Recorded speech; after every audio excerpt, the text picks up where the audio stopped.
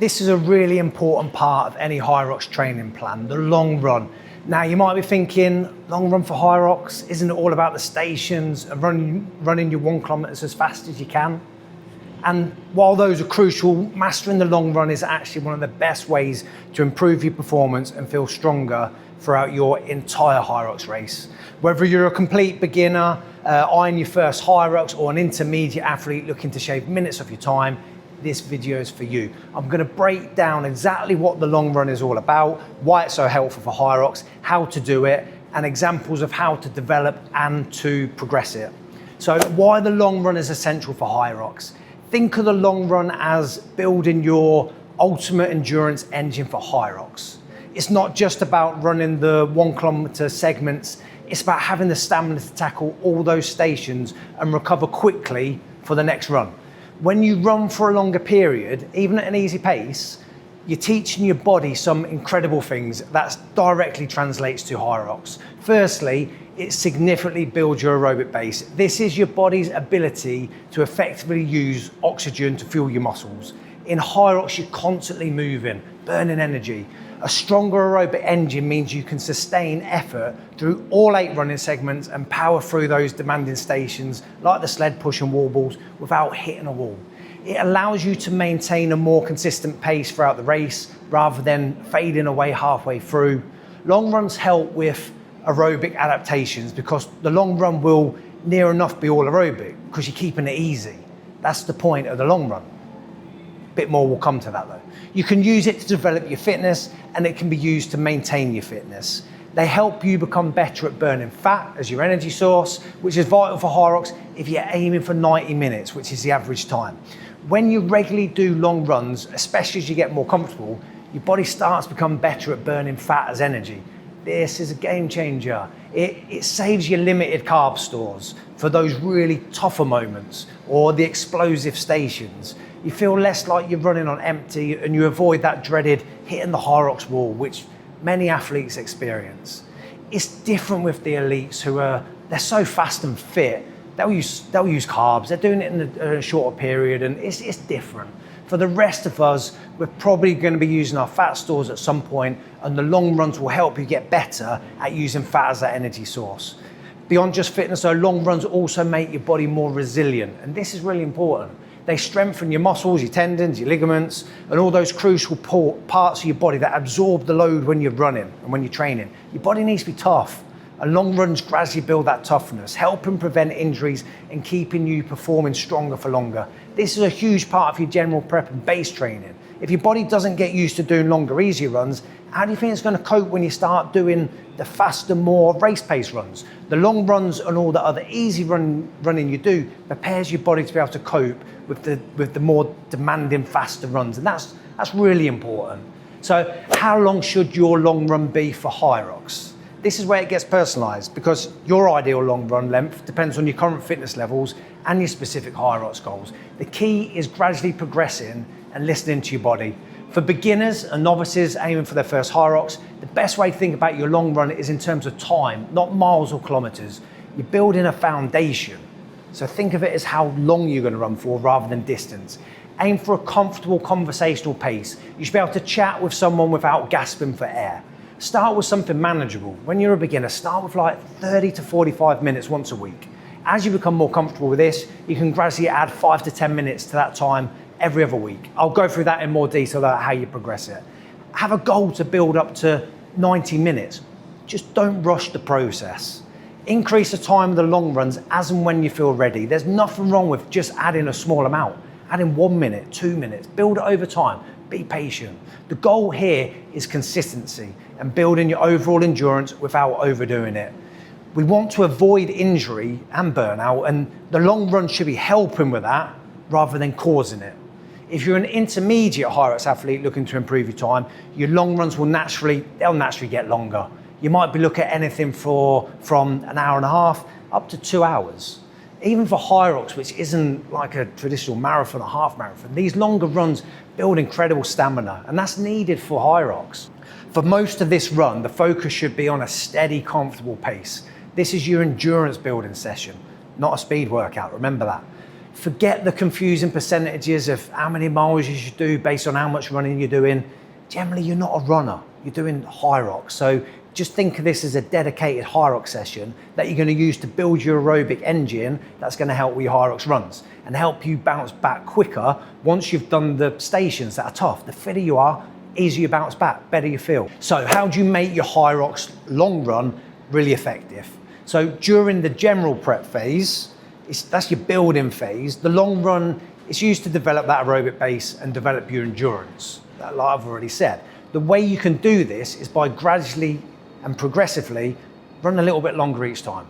Then we can progress it by adding some intensity. This can be done in different ways. The most obvious one is to be able to run the whole of your long run a bit faster. But there's other ways as well. Other ways you can progress it is you can add strides at the end of it. Another option is to add surges during the run or have a progressive section to the run. Keep watching the video and I'll give you examples of what I mean of what all of these are in case you don't know what they are. You can though end up making what was an easy long run into more of a quality or a harder session. If you add quite a few surges or do them for any length of time or you make that progressive part quite hard, it becomes a far tougher workout.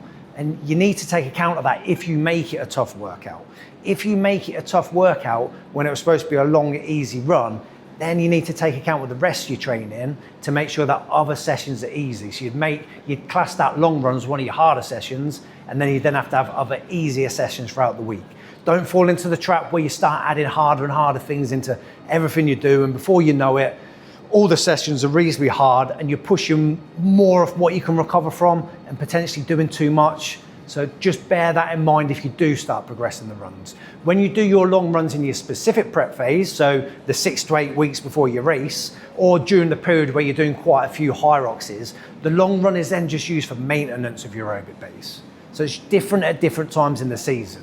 So you'll want to keep it as an easy effort then and not make it a harder session. Let's break it down a bit and go through how you actually structure your long run to benefit your Hyrox performance. It's pretty straightforward, but there are a few ways to make it even more impactful as you progress. The number one thing is keep it easy when you start. When you're first building your long run and your distance, the number one rule, keep it easy. Focus on time on your feet and the overall distance, not how fast you're going. You should be able to hold a full conversation without real effort. This easy pace is crucial for building that aerobic base, and it does take a bit of time to get used to running slow or slower than what you have been. Number two, gradually progress. Don't try and build it up too quick. A good rule of thumb, and you might have heard this quite a bit, is 10% each week, or maybe better every other week. That's probably a bit more realistic. But this only works when you're a beginner. When you're advanced, you can't just keep adding on 10%. You can't just build it up indefinitely 10% all the time. The legendary running coach Jack Daniels, he'd increase it by a greater percentage, but stay there for longer. So you could increase by say 20%, say you'd run for half an hour, add 20% to that, but then stay at that new time for 3 to 4 weeks and get used to it. An important thing is always to listen to your body. If you're feeling really tired, it's okay to repeat the same distance or even dial it back a bit and do less. It's the consistency over time that will truly count. We're all different. We all respond differently to training, so you should always be flexible with your approach based on how you're responding to it. Don't try and force adaptations. Don't take things up a level until you feel you're ready to take it up a level. Also, bear in mind, it doesn't need to be big jumps. Number three, how to take it up a level. This is more for intermediates, but if you're a beginner watching this, it'll give you an idea of how you can progress your longer runs down the line. Once you're comfortable, and that's key with the longer, easier runs, and if you're training for a specific race, say a 10K, a half marathon, or you've got a Hyrox coming up, you can start to add a bit more intensity towards the end. It isn't about running hard for the whole time, but rather picking up your pace for short bursts or a progressive finish. Surges is one way. So towards the last few miles, you can try some short, faster parts. Again, I'll give examples of all of these. This means, what that means, it means running faster for say 30 to 60 seconds, then going back to your easier pace. It helps your body get used to changing speeds, and it helps when you're tired to then get used to working harder, then backing it off a bit. Another option is progressive finishing. So what that means is you're doing a progressive run within your long run. So you could be running, say 15 kilometers, just give a number. You might do 11 kilometers easy, and then gradually speed up the last 4 kilometers. So the final kilometer is like a comfortably hard pace, like your 10K pace or your Hyrox race pace. It teaches your body to push when you're already a bit fatigued. These harder efforts within your long run are usually for more experienced runners, so don't worry about them if you're new to this. For beginners, just focus on that consistent, easy effort. That's perfect. Recovery, so important. No matter your level, remember that the long run, it's a big effort on your body, especially when you start adding in Hyrox specific elements. It's absolutely crucial to listen to your body during and after. Don't be afraid to take an extra rest day or opt for lighter, easier runs in the days following that long run if you found it challenging. Recovery is just as vital as training itself. That's when you get your adaptations. It's during the recovery period that your body adapts, repairs, and gets stronger and prepares you for your Hyrox race and gets you fitter and fitter.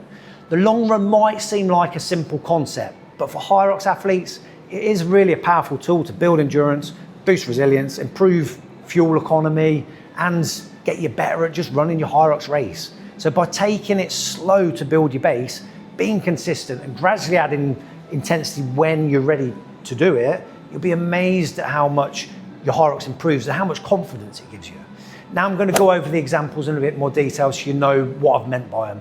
If you are finding this helpful with your Hyrox training, give the video a thumbs up and a subscribe. It really does help us. And let us know in the comments what's been your biggest challenge for a long run.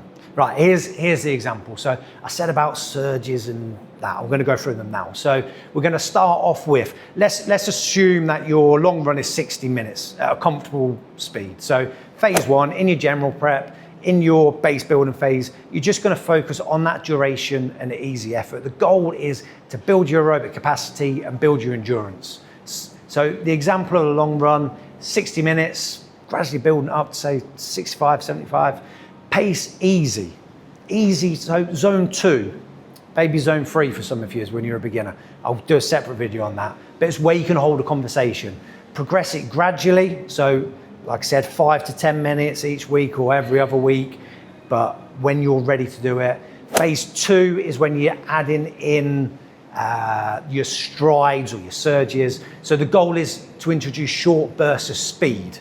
So it's not adding loads of stress, but you're running faster bits. These are often done at the end of a long run or an easy run. So for example, you've done your 70 minutes long run, and then you're gonna do 4 to 6 100-meter strides. So what the strides are, find somewhere flat, run 100 meters at about 85 to 90% of your maximum speed. It should be fast but controlled. It's not a sprint. It should be good technique, and then just rest and then repeat. Start with 4, build up to 6. There's loads of benefits. It improves your leg speeds, improves your running economy. It's really good for adding that speed element into what you're doing.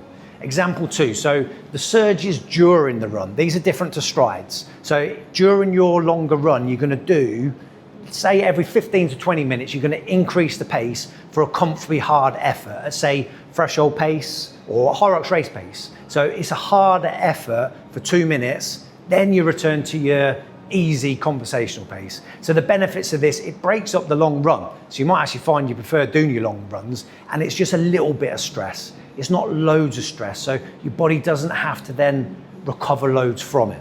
Phase 3 is where you have the progressive sections and a faster overall pace. So you're building more specific towards your race pace. So the goal of this is to improve your ability to sustain faster paces over a longer period of time. So preparing yourself more for Hyrox. So an example of this would be, say you're doing a, let's just say 80 to 90 minutes run. You'd do the first 60 to 70 minutes easy, that conversational pace, and then just for the last 20 minutes, gradually start increasing your pace to comfortably hard. So this could be your marathon pace if you know your marathon pace, it could be your Hyrox pace if you know your Hyrox pace. It should feel challenging, but sustainable for the duration, so you can do 20 minutes at it. The benefits of this is it teaches your body to run strong when you're already a little bit tired out. So that easy run, it still will have tired you out a bit. So another progression is reduce your time down a bit. Say you've been running 90-minute longer runs, now run for 70 minutes, but run them a bit faster. So a bit of a higher intensity with it. So run the whole of your long run at a moderate effort. So normally around, that'd be more like your marathon or half marathon pace. If you're doing that, you should still be able to talk in short sentences, but it's definitely not a comfortable, easy conversation pace, but you're running less time. So that's what makes it that little bit easier, or levels it out, should I say, not easier. So these are normally introduced nearer your actual races, nearer your Hyroxes. So the things to always take into account, those, listen to your body, prioritize recovery, avoid overtraining. There's nothing worse. If you're feeling fatigued, scale it back a bit. Gradual progressions is the other thing. Don't jump from 60 minutes to 90 minutes overnight. It doesn't work. You'll end up injured. And the other thing, understand the purpose of what you're doing with each run when you do it. So understand if you're building your base, or if you're trying to increase the intensity a bit, or if you're adding in your surges. And the other thing, always make sure you're hydrated, always make sure your nutrition's on point. They're all gonna massively help with, one, your actual long runs, and two, your recovery from it. Hope you found this video helpful about long runs for helping you with your Hyrox.